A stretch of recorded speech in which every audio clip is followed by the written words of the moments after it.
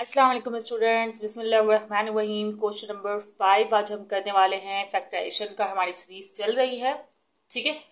अच्छा, आपको अब तो काफ़ी अंदाज़ा हो गया होगा, आपने 4-5 क्वेश्चन सॉल्व कर लिए हैं और 4.1 भी समझी हुई है, तो आपको ये तो अंदाज़ा हो गया होगा कि अब हमारे पास जो क्वेश्चन आएगा उसे पहचानना कैसे। अच्छा, पहचानने की बात मैं थोड़ा बाद में करती हूँ। अगर आप लोग चैनल पर न्यू हैं तो चैनल को सब्सक्राइब कर दीजिएगा, ओके। वीडियो पसंद आए तो लाइक भी कर दीजिएगा। चले पहचानते हैं क्वेश्चन को, कैसे पहचानना है। देखिए, अगर आप देखें कि कॉमन निकल रहा है, पहले सबसे पहले तो देखें ये इवन नंबर या ऑड्स है, कॉमन तो होगा ही नहीं। अब देखिए कि परफेक्ट स्क्वायर बन रहा है क्या। 121 परफेक्ट स्क्वायर है, हाँ है। 11 का परफेक्ट स्क्वायर है, 11 121 का 2 है, नहीं है। तो बस अब मिडिल टर्म ब्रेकिंग करनी है। आप इससे प्रीवियस वीडियो ज़रूर देखिएगा, मैंने उसमें मिडिल टर्म ब्रेकिंग बहुत डिटेल में समझाई है ताकि एक एक कॉन्सेप्ट आपका क्लियर हो जाए। खैर, जिक्र तो हम इस वीडियो में भी करेंगे।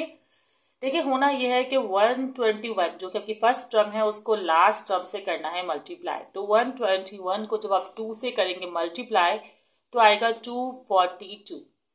एग्री। अब जो 242 आएगा, इसका सेकंड स्टेप ये कि आप फैक्टर्स बनाएंगे। स्टार्ट 2 से ही करेंगे, सही है। 2 2 एंड 2 1 जा 2, एग्री ना। अब आप देखें कि 121 2 इन दो नंबर को माइनस प्लस करके देखें क्या 11 आएगा, मिडिल टर्म आएगी।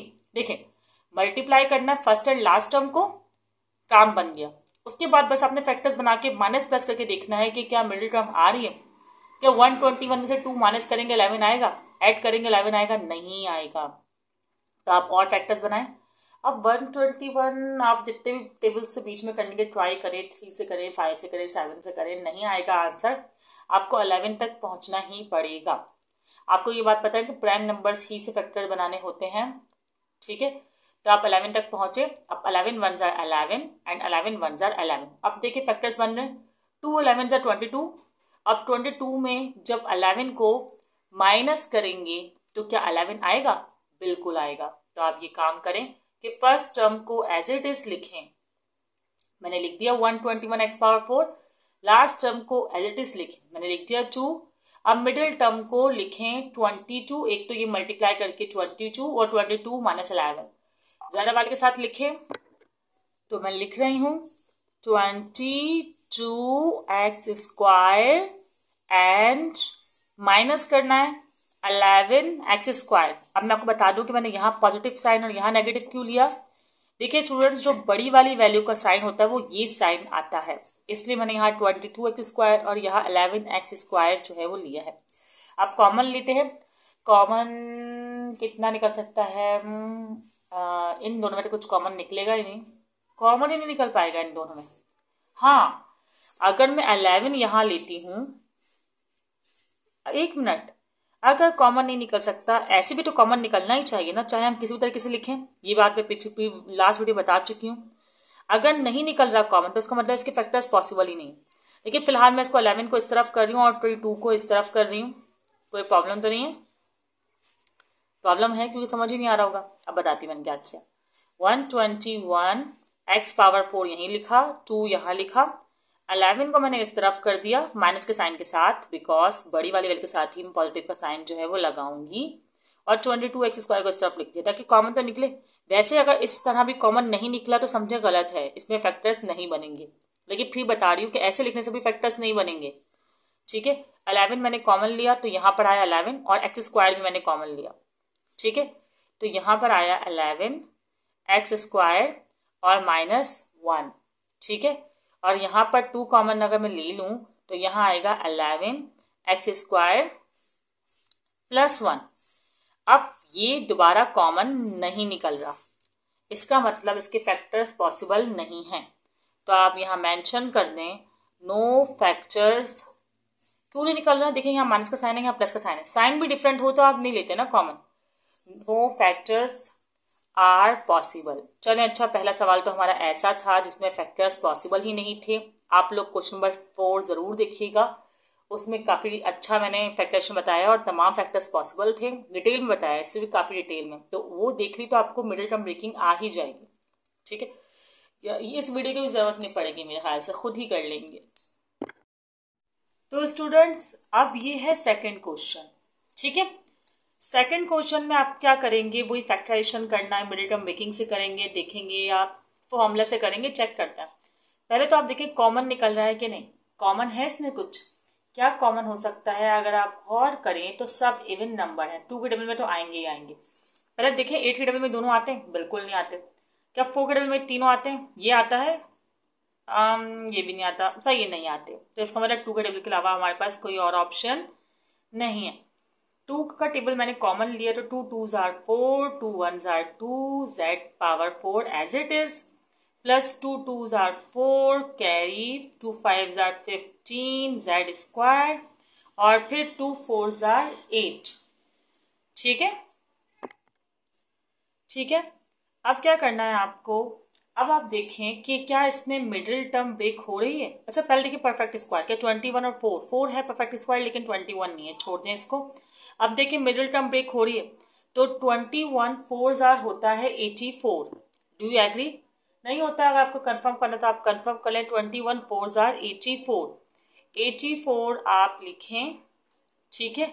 और इसके करें फैक्टर्स, जैसे कि हम हर बार करते हैं। 2 4s are 2 2s are 2 2s are 2 1s are, okay.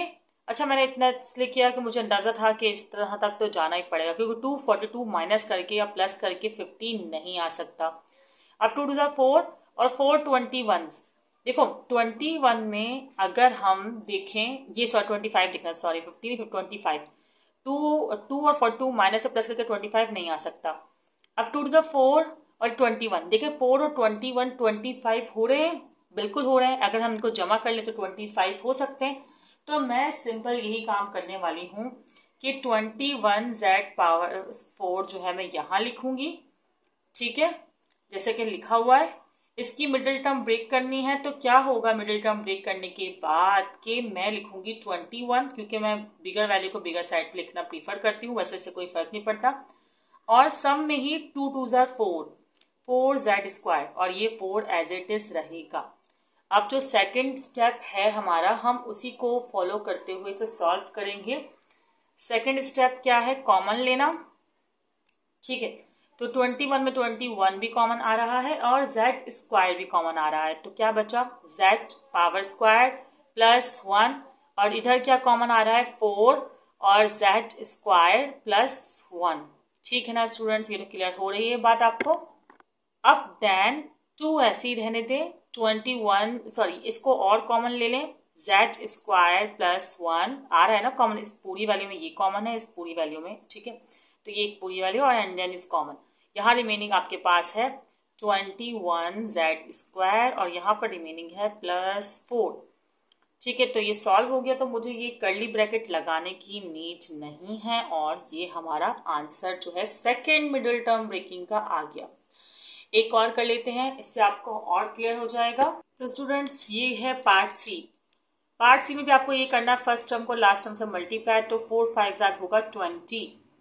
अब 20 को आपने इस तरह मिडिल टर्म ब्रेक करना है कि माइनस प्लस करें तो आपके पास आए 12, और मल्टीप्लाई करें तो 20 आए। तो मैंने जल्दी से फैक्टर्स बनाने का सोचा इसके, कि मैं क्यों ना इसके फैक्टर्स को पहले बना लूं, ठीक है। ये रहा एलसीएम, और ये 20 का फैक्टर्स, 2 10s are, अच्छा यही देखें आ गया 2 और 10 12 जमा करके 12 हो रहा है, ठीक है। तो आप फौरन बस आगे क्या एलसीएम करना है इसको, अब 4x स्क्वायर प्लस 5 10 और 2, यहाँ पे 5 मैक्सिमम है तो आप 10x इस तरफ लिख दें, ठीक है। इस तरह ज़रा सिंपल हो जाता है, और 2x को इस तरह लिख दें, और दोनों को जमा करना है तो सेम साइन लें, और यहाँ प्लस है इसलिए सेम प्लस साइन लें। अगर यहाँ माइनस होता तो सेम माइनस का साइन लेते या सब्ट्रैक्ट का साइन लेते। अब कॉमन निकाल लें आप इनमें से, इनमें कॉमन आ रहा है, आप नोटिस करें 2x आ रहा है, 2 टेबल भी सेम है, और x क्योंकि मिनिमम एक x इनके पास मौजूद है, तो ये हो गया 2x प्लस 1, और इन दोनों में कॉमन अगर लें तो 5 आ रहा है, और 2x यहाँ कॉमन और 5 पूरा कॉमन चला गया, तो 5 1s are 5, ठीक है।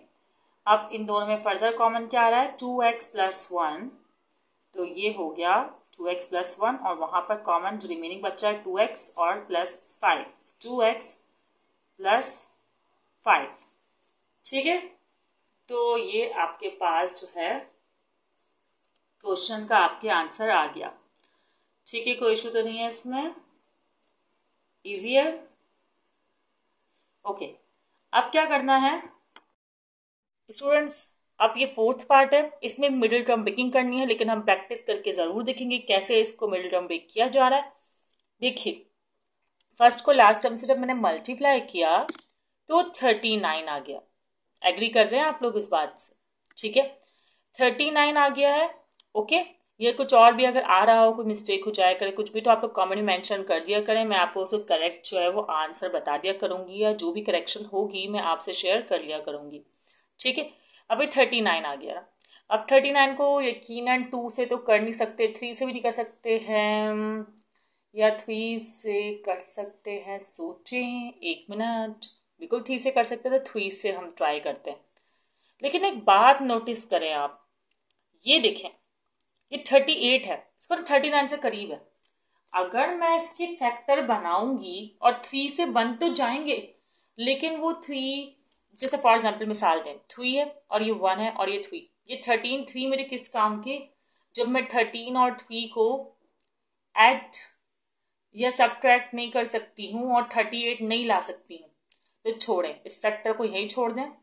39 1 जा हो गया, क्योंकि आप नोट करें 39 को जब आप 1 से सब्ट्रैक्ट करेंगे तो आपके पास 38 आ जाएगा। तो इस तरह इसके फैक्टर का तो कोई फायदा ही नहीं। आप क्या करें, 3x² एज इट इज लिखें और 39 लिखें, चाहे तो उस साइड लिखते हैं या इस साइड लिखते हैं, इससे कोई फर्क नहीं पड़ता है। वैसे मैंने कहा था कि मैक्सिमम नंबर ना मैं इस साइड लिखूंगी, चले मैं इस साइड लिखती हूँ। यहाँ पे चले कोई नहीं, यहाँ लिख रहे हैं 39xy और माइनस है, आपको सब्ट्रैक्ट करना है तो आपको अपोजिट साइन के साथ 1xy और लेना होगा और -13y² एज इट इज। ठीक है, ये नहीं है, कुछ मिक्स तो नहीं हो रहा, प्रॉब्लम तो नहीं हो रही। अच्छा, अब क्या करें, कॉमन लें। 3 आपने इसमें कॉमन लिया, x आपने इसमें कॉमन लिया, रिमेनिंग आया आपके पास x। अब अभी तो हमने देखा 13 जार 39 होता है, तो 13 ले लिया और y भी रिमेनिंग बच गया, क्योंकि एक ही x था वो तो इसके पास गया। अब इन दोनों में कॉमन क्या है, इन दोनों में सिर्फ और सिर्फ y कॉमन है, तो आप क्या करिए, y को कॉमन लीजिए और यहाँ पर आया x -13y, क्योंकि स्क्वायर में था। ठीक है, अब इन दोनों में फर्दर कॉमन आ रहा है, ये आप लोग नोटिस कर रहे हैं ना, वो क्या है, x -13y और ये 2x + y यहाँ पर आ जाएगा, जो रिमेनिंग बचा है ये बचा है और ये ऐसा ही है। ठीक है, तो ये हमने मिडिल टर्म ब्रेकिंग का 4th पार्ट भी कर लिया है। अगर आप लोग चाहते हैं कि मैं और क्वेश्चन मिडिल टर्म ब्रेकिंग की प्रैक्टिस करवा दूं तो कमेंट में मेंशन कर दीजिएगा। बाकी आप लोग भी सजेशन दे सकते हैं कि हमें अब कौन सी एक्सरसाइज शुरू करनी चाहिए या कौन सा चैप्टर पढ़ाना चाहिए। जो ज़्यादा लोग रिकमेंड करेंगे मैं वो चैप्टर जो है पहले करवा दूंगी। वीडियो पसंद आई हो तो लाइक कर दीजिएगा, कमेंट कर दीजिएगा, दोस्तों को शेयर कर लीजिएगा, दुआ में याद रखिएगा। अल्लाह हाफिज़।